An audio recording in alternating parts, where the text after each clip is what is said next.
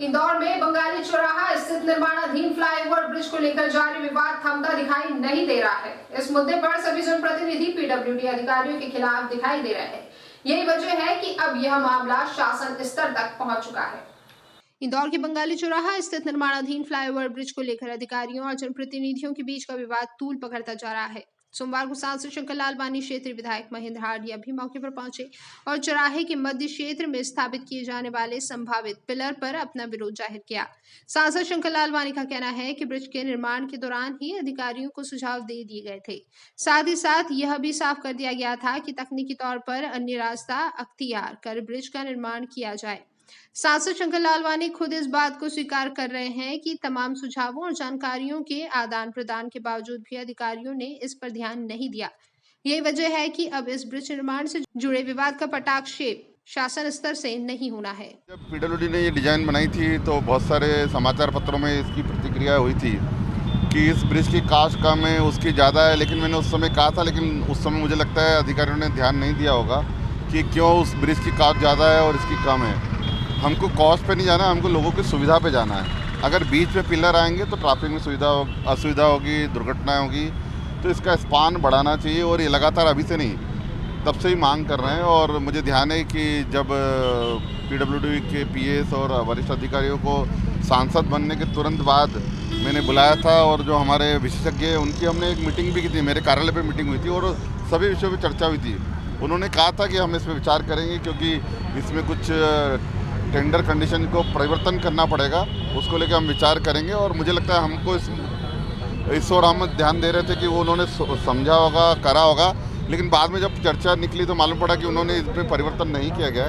तो कल जब हम बैठे थे सभी लोग तो ये विषय आया था ध्यान में कि इसको वापस वैसे बनाने से बिना पिलर बीच में लगे। अधिकारियों के दो विषय हो सकते हैं कि किस प्रकार लोड बेरिंग होगा, उसके लिए हमने तकनीकी लोगों से बात की है, उसका हल निकल सकता है। पर इसका निर्णय अब उच्च स्तरीय भोपाल पे होगा और हम सब माननीय विधायक जी और सब इस क्षेत्रीय पार्षदों जनप्रतिनिधियों ने जो बात की है उसके अनुरूप ये बनना चाहिए, हमारी बात मांग है। दूसरी तरफ क्षेत्रीय विधायक महेंद्र हार्डिया का यह भी कहना है कि उनकी तरफ से अधिकारियों को 2 साल पहले ही जानकारी दे दी गई थी, लेकिन ब्रिज के डिजाइन में बदलाव नहीं किया गया। हमने कुछ सुझाव दिए थे 2020 में इसके प्रमुख सचिव नीरज मंडलोई जी को और पीडब्ल्यूडी मंत्री को कि ये जो ब्रिज बन रहा है इसकी चौड़ाई को लेकर यहाँ के जो इंजीनियर्स हैं और यहाँ के जो जनता है उनकी मांग है कि ये जो इसकी चौड़ाई 50 फीट है तो इससे आने वाले समय में ट्रैफिक बहुत जाम होगा। जिस तरह पिपलियाना ओवर का फ्लाईओवर का नीचे से निकलने जगह बची है उतनी जगह कम से कम यहाँ मिलना चाहिए। इसमें लगभग 3 से 4 करोड़ रुपए का अतिरिक्त व्यय पीडब्ल्यूडी विभाग को सहना पड़ेगा। 2020 में मैंने नीरज मंडलोई जी से बात करी थी, पीडब्ल्यूडी मंत्री से बात करी थी, तो उन्होंने इस पर कोई विशेष ध्यान नहीं दिया और इसकी डिज़ाइन चेंज नहीं करी। आज हमारी कल क्राइसिस मैनेजमेंट ग्रुप की बैठक थी जिसमें प्रभारी मंत्री भी थे, माननीय सांसद जी भी थे।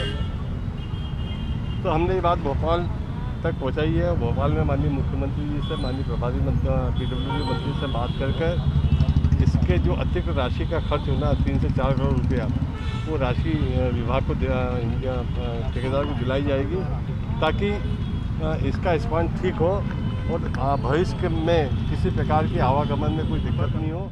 हालांकि सवाल ये पैदा होता है कि जब नेताओं की तरफ से अधिकारियों को सुझाव दिए गए थे तो बावजूद इसके ब्रिज के निर्माण का काम पूरा होने का इंतजार क्यों किया गया। हालांकि इन्हीं सब विवादों के बीच फिलहाल बंगाली चौराहा फ्लाईओवर ब्रिज का काम एक बार फिर गति पकड़ता दिखाई नहीं दे रहा है।